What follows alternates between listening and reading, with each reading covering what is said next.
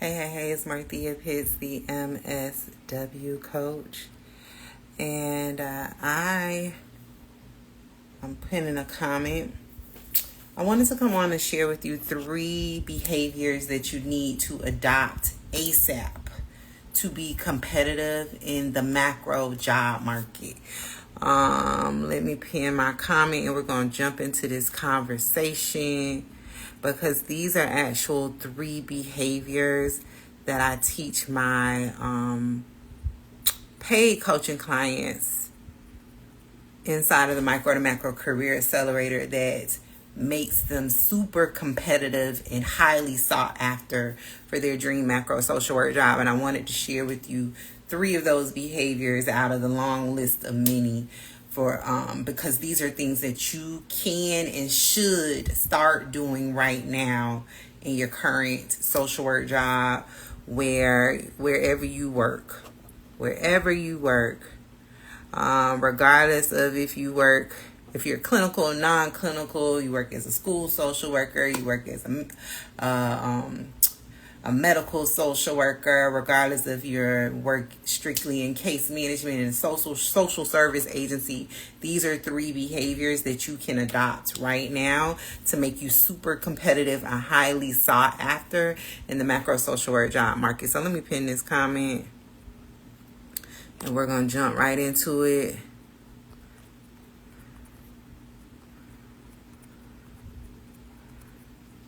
Because this is super important.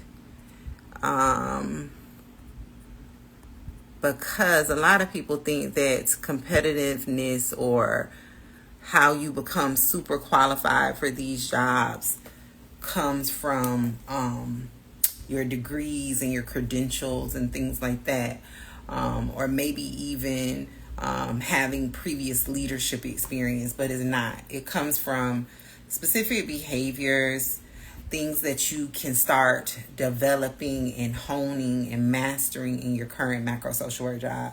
So let's jump into it. If you're watching a replay, drop in the comments wherever you're watching this or listening to this episode, #replay, or DM me that you listened to the episode, and tell me your thoughts, your ideas, your reflections, your aha moments.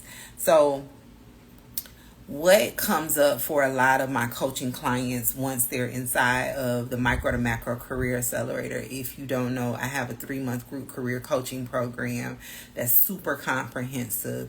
It's my program's promise to teach my coaching clients, or teach you if you want to work with me, how to identify, apply, and interview for your dream macro social work job in 3 months or less. And so the program is super comprehensive. If you want to learn more about it, you can click the link in the description notes or in my bio at _MSW coach or macroandpaid.com and learn more about the program design, what's included in the curriculum, all of the things. But it's super comprehensive. And so one of the primary things that I do with many of my coaching clients, if not all of them, is I teach them how to adopt what I call strategic thought habits, right? So my primary goal, and you probably heard me say it publicly over and over and over again, is that I teach people how to think strategically when it comes to their career. Why? Because it shifts them from a place of being very reactive in their career to proactive and really taking charge and taking the lead on their career, instead of it just letting it be a thing that just happens to them. Why? Because ultimately, the quality of your career, the quality of how you make your money through work, dictates the quality of your life. I'm not teaching people to work until, make life all about work, but I'm teaching them that if your vehicle to a good quality life is employment, working a 9 to 5, then you need to make certain that you're doing everything within your control to leverage that as much as possible to create the life outside of work and inside of work that you want, and that you don't just have to be a victim of working in jobs where you feel completely underutilized or not aligned, or doing work that's just completely outside of what you envision yourself doing for the sake of making a dollar.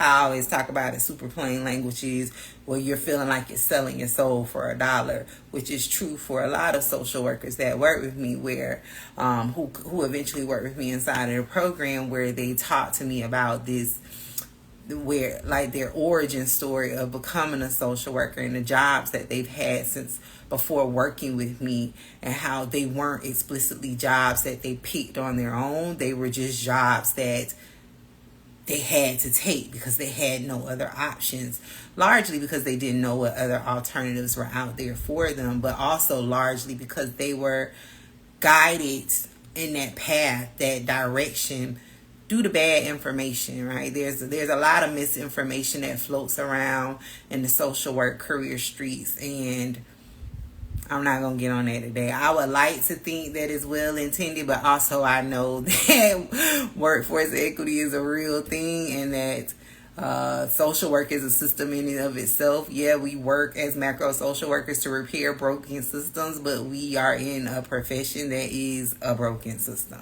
right? So I want to talk about the way that top macro candidates are people who are able to think critically. They are not people who are just checkbox list taker. What did I put in my notes? Let me refer to the notes, Marthea. They are not people who just check the boxes, right? So one of the primary characteristics that you need as a macro social worker is the ability to think critically. Your ability to think deeper than what is the presenting problem, right? So I talk about this all the time, that not every social worker is a macro focused social worker, right? We need all kinds of social workers. But for many people, I don't think they understand the magnitude of that until you are in a conversation with someone as an aspiring social worker or as a macro social worker. When you're in conversation with another social worker and you're pointing out the clear root causes, the clear systemic issues, and they are completely oblivious of the thing or don't believe it's real, right? Which a lot of my coaching clients, before they start working with me, that is one of the paradigm shifting events that they experience when they realize that they want to do macro focused work. They talk about this situation, this scenario where they're usually in constant conversation, or maybe it's a one-off conversation with other social workers, especially more seasoned veteran social workers, about the dilemmas they're seeing with their participants, and then people just looking at them like, what are you talking about? It's not a real thing, things like that. So I want to name for you your ability to think critically beyond what is presenting, and really getting into okay, this family comes in here every week. Yes, I'm to give them a food box or a food basket. But what really is happening here? And you're asking questions, and you learn that they live in a food desert, or that due to the new administration, their SNAP benefits were cut. You get to the deeper root cause.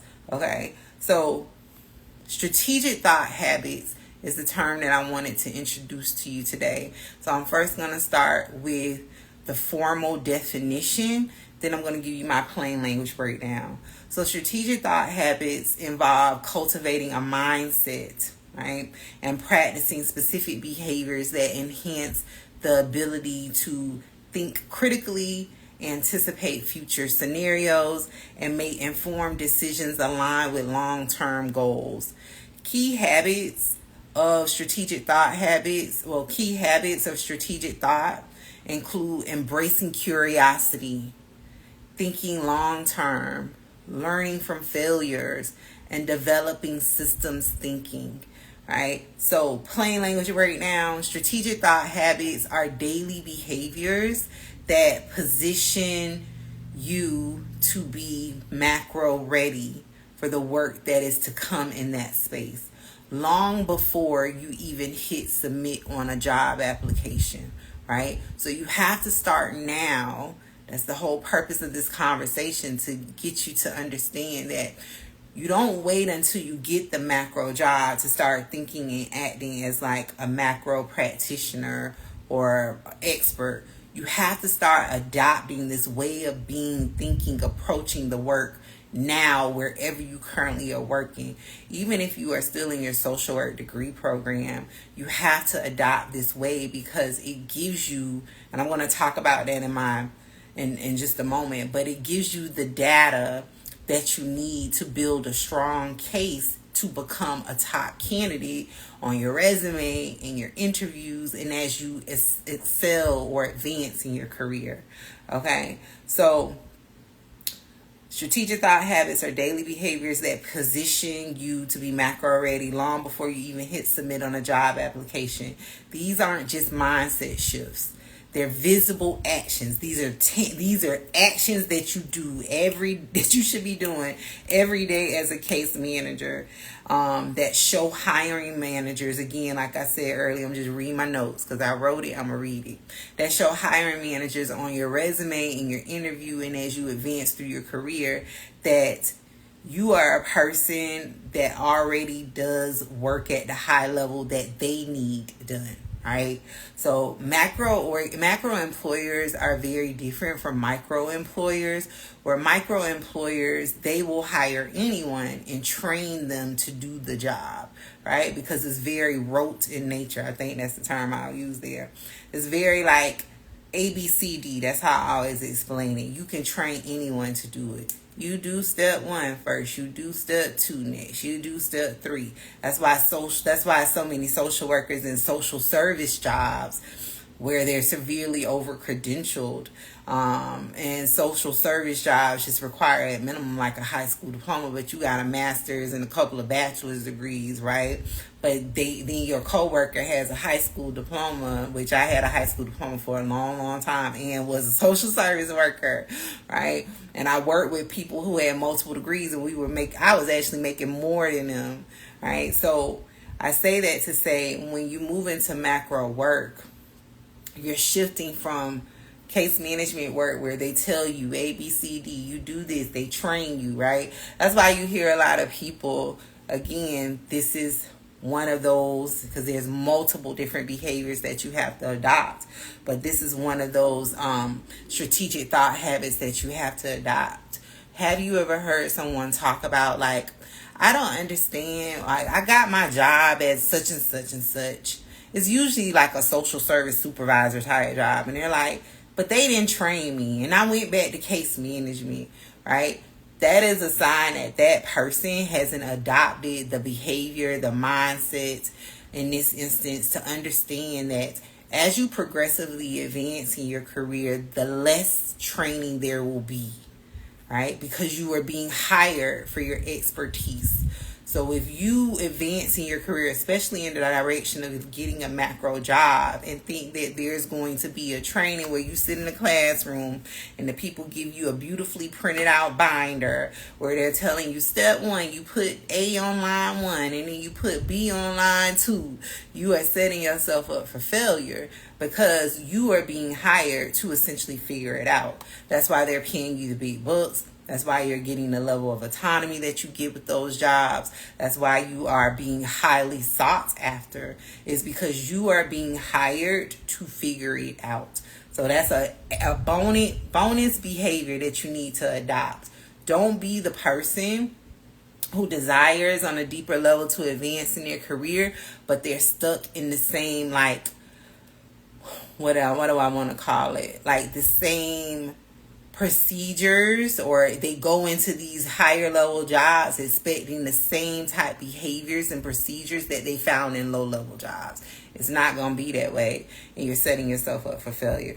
So let's jump into these 3 behaviors, and I just want you to understand that, again, these behaviors that I'm sharing tonight are intended to prepare you to be seen as a value add to macro employers in the teams that they already have established.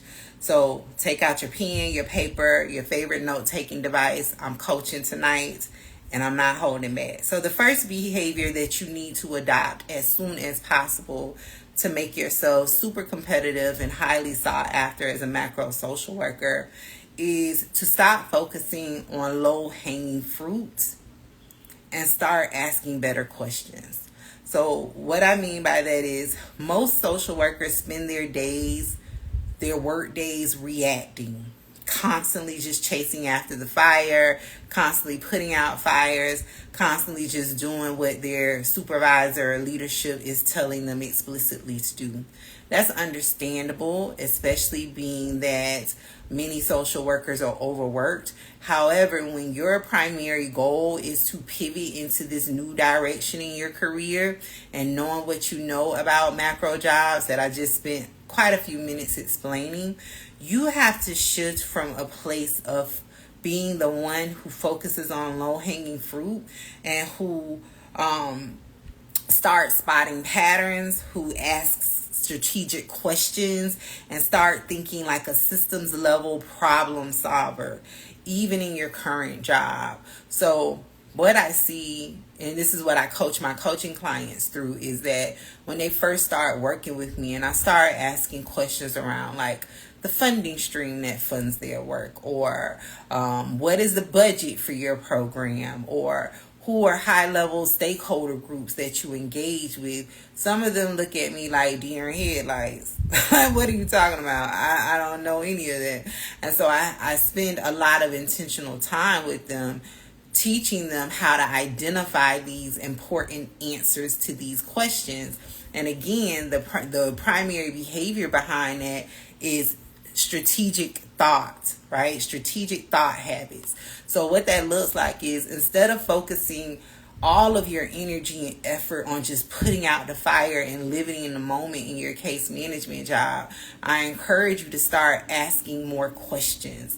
Know and understand, though, this isn't information that your supervisors in your case management job is going to readily make available for you. They're not going to package it up in a pretty document and be like, here, Marthea, here is all of the information you need. They're not going to sit there with you and go line by line and explain the ins and outs of the organization. This is information that you have to go and seek out on your own.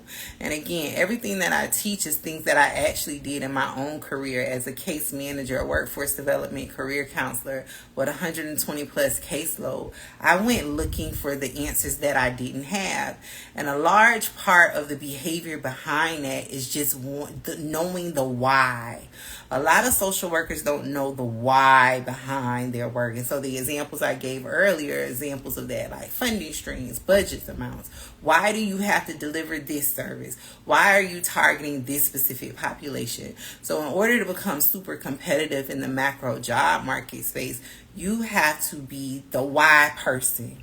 And even when your supervisors don't give you that information, you should be going to seek it and find it out on your own. Because the why is how you find macro jobs. The why is how you start building strategic experience to get you the macro job you want. The why behind your current case management work helps you better understand your role in this whole an ecosystem, right? A lot of social workers don't know and understand, again, because they're not seeking out the why. They haven't adopted this behavior. They don't understand that you are supporting macro level work. This is how I get on the internet. I'm always like, you already are doing macro level work, and people are usually like, how am I already doing it? It's because you are part of the system. You are part of the ecosystem. You are executing the vision that was set or created by a macro organization. You just don't know that because you haven't sought out the why. So again, the behavior one that you should start adopting now in your case management job, so you can start building this muscle. And then I'm also going to tell you another reason why you want to start now is, but you want to stop focusing on low-hanging fruit. Stop spending your time worrying about, or some social workers spend their time venting about the woes of leadership and the mistreatment of leadership. If you've been there for multiple years at this point, it's not something that you're going to be able to change. And really, the bigger question in that is that the hill that you want to die on? Do you want to spend all of your energy, your capacity, your bandwidth, just your emotional investment in worrying about something that you cannot change? However, you should be spending that time and that energy worrying about the things that you can control, and that is the advancement of your career and shifting you out of this not so great, not aligned job. And again, you do that by digging and start asking why. Why do you do this in your job? Why is this important? Why does this matter? What do they do with this monthly report every month when I give it to my supervisor? Stop focusing on low-hanging fruit and start asking better questions. The second behavior that I teach my coaching clients, and again, I'm sharing this with you tonight because I want you to start adopting these behaviors immediately, is I teach my coaching clients to stay solution focused and not problem obsessed. Okay, so you don't get hired for knowing what's broken in macro jobs. You get hired for knowing what's possible, right? Macro employers' primary objective with the work that they do is being solution oriented. They are not sitting in rooms talking about the obvious problems. They know that. That's why they created their organizations. That's why their teams exist. That, again, is a low-hanging fruit thing. Is what I call a low-hanging fruit observation. However, you get hired for macro jobs when you come up with innovative solutions, ideas, or when you're even referring to research-based data, best practices that are used around the country and the world to say, hey, this is the issue. We know the issue that the population is facing in this area that we're working on. Here is how Norway, I'm just making that up because my area of interest or issue is workforce development. I know that Norway has a really good workforce development system when it comes to youth and young adults. How do I know that? Because I spend my time as a case manager and even every day going forward, examining, researching how are other people, things, what are other solutions that can be implemented to help youth and young adults get good quality, good paying jobs. So I use that as an example because instead of sitting in my cubicle back then as a case manager and griping about the inequities that I saw in the workforce development system and the mistreatment of my participants, I spent my time researching on the internet. What are other countries doing? What are other states doing to better engage and help welfare transition participants and job seekers permanently transition out of the system? So again, instead of sitting in my cubicle talking about the obvious things that I cannot control as one human, I'm not going to be able to change the way that an organization has been established for 15 years runs their leadership and the bad leaders. But what I can control is the jobs that I get after this. I can control how long I'm going to allow myself to be in this position. I can control those things. So the second behavior is that you need to adopt immediately is stay solution focused and not problem assessed. Okay, because the problem solvers are the ones that are getting macro jobs. Okay, so the third behavior is that I teach my coaching clients that I wanted to share with you all tonight is that I teach my coaching clients to test their ideas and collect the outcome data even without permission. So what I mean by that is, again, I teach my coaching clients, and again, this is stuff that I did as a case manager. I teach my coaching clients, you don't wait for the new job to start acting like the macro professional that you envision yourself being. I teach them to test their strategies right where they are and track what works. And I'm going to get into why, right? Because that way, when it's time to start writing your resume or preparing for the interview, or like being able to effectively talk about your contributions and where you've been in the world of work prior to applying for this macro job, you have actual experiences, what I call transferable experiences, and data about the application of whatever the thing is that you created. So I'm an example person. I'll give you an example. What you need to do is, instead of waiting for your supervisor to like point out the issue in your current program, you already identified that issue 5 years ago, 5 months ago. Create an intervention, create a workshop, create a training, create a focus group, create something that addresses that issue that you made. What I call is like the hidden benefit of being a case manager is that many of you work in roles where you have a lot of freedom to do whatever it is that you want to do, right? Instead of spending your time only doing what leadership tells you, when you know that it's ineffective and it's not fully addressing all of the issues of your clients or your participants, start creating your own intervention. Start creating your own service. You don't have to wait for formal permission. And I'll give an example. As my job, I only had 2 case management jobs, and I've had 4 macro social work jobs. But in my second case management job, I worked as a DV program coordinator. I oversaw 4 scattered housing sites at a DV shelter. In that job, I had full autonomy. Instead of me getting wrapped up and being super excited about the fact that I could make my own schedule and that just being like the thing that I focused on, I could come and go as I please. Again, using my strategic thought habits, I strategically used that job opportunity to test out all of the things that I had been learning about in my first case management job from the research that I was doing. I created specialized workshops for my participants. I brought in partnerships from organizations that my organization didn't historically work with. As a result of that, I started gathering all of this rich data and successful outcomes. My people were transitioning out of the program at a lot higher rate. They weren't returning. Attrition wasn't an issue. Recidivism wasn't an issue. Recidivism doesn't only happen in the justice system. It happens in social service agencies. And it was all because I had created these comprehensive like program offerings for my participants. I was able to transition people out of the program like at a much faster rate, when historically the people would stay there for the 2 years max that they could be there according to our funding. But my people were transitioning out of the program into full-time permanent employment that was paying them a living wage in like under 6 months. It was unheard of.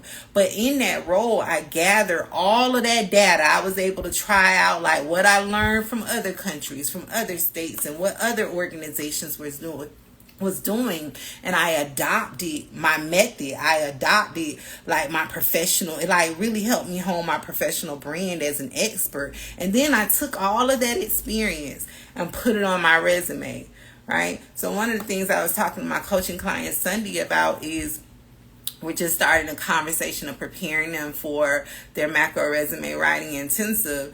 And one of the things that a lot of people do mistakenly is they attempt to apply for macro jobs with very case management focused resumes. So that will look like, and again, I call everything case management. Every social worker that does direct practice one-on-one work is a case manager. I don't care what your specialization is. You serve one-on-one individuals directly.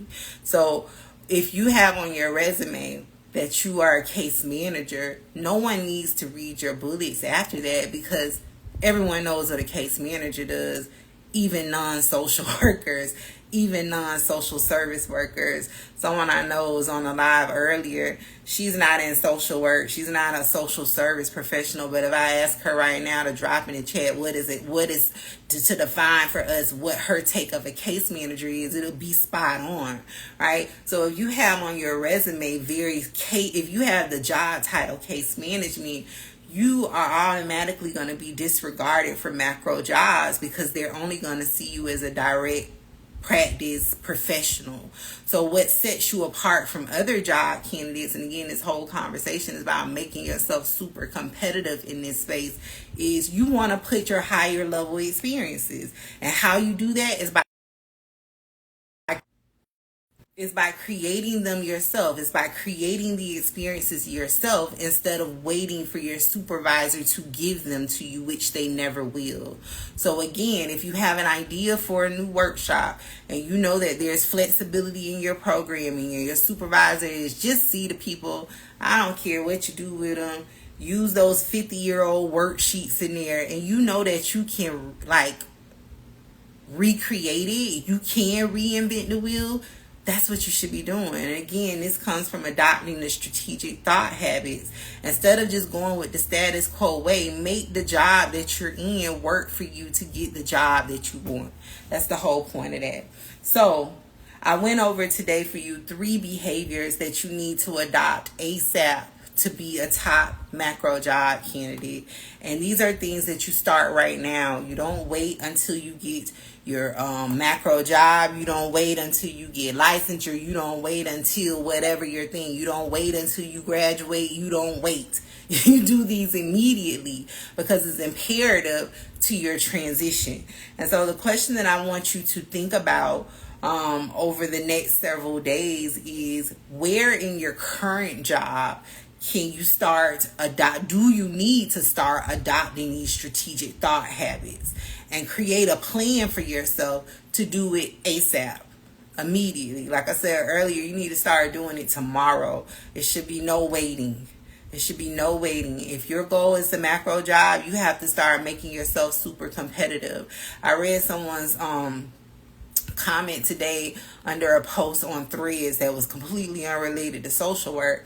And what the person said in the comment was I was like, that is spot on. They were like, a degree is not a golden ticket.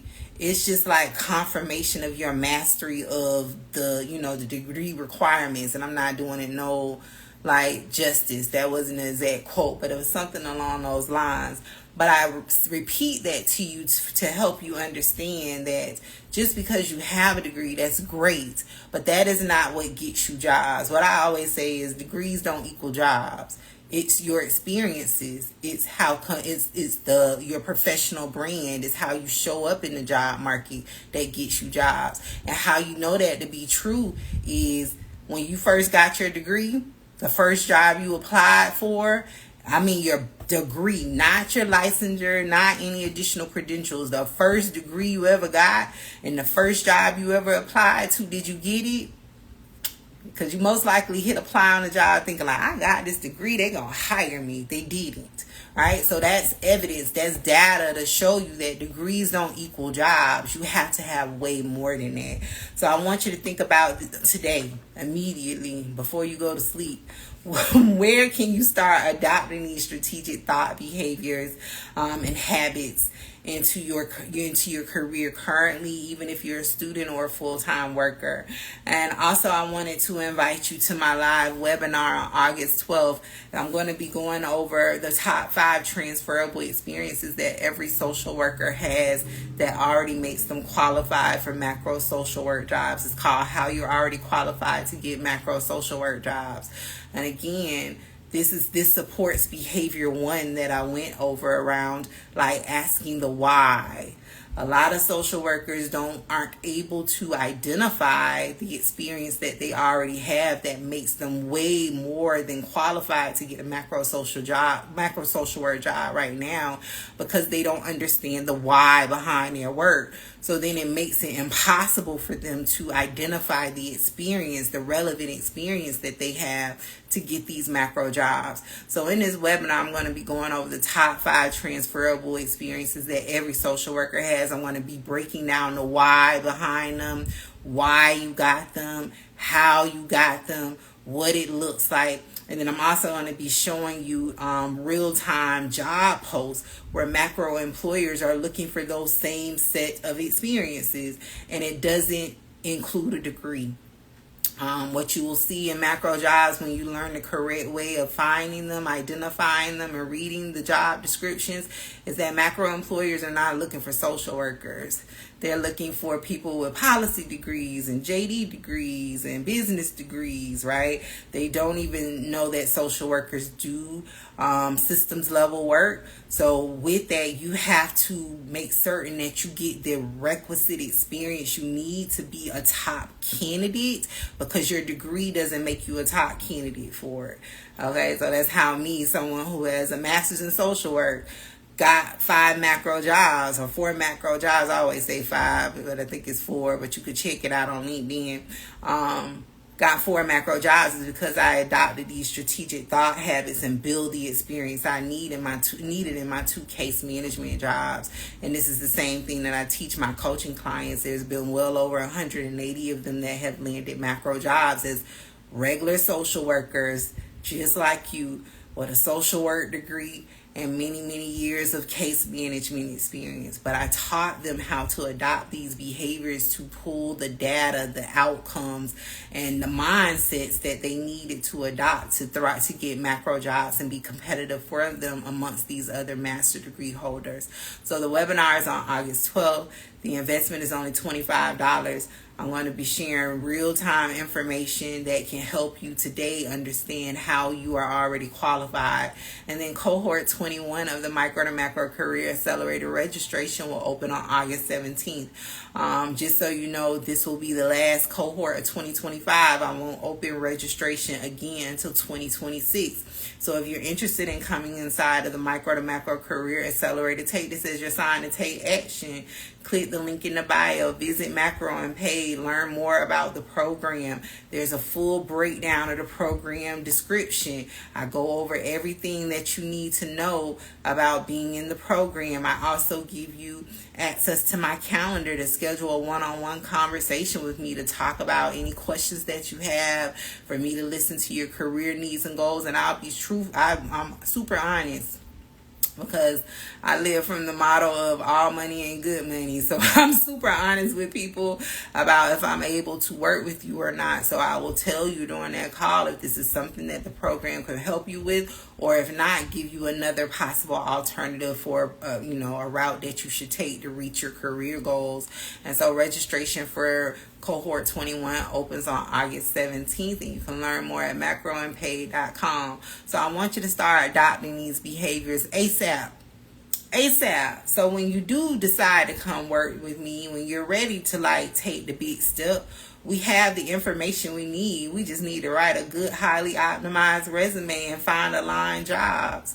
All right, we're not trying to squeeze blood from a turnip. So I need you to start adopting these behaviors now.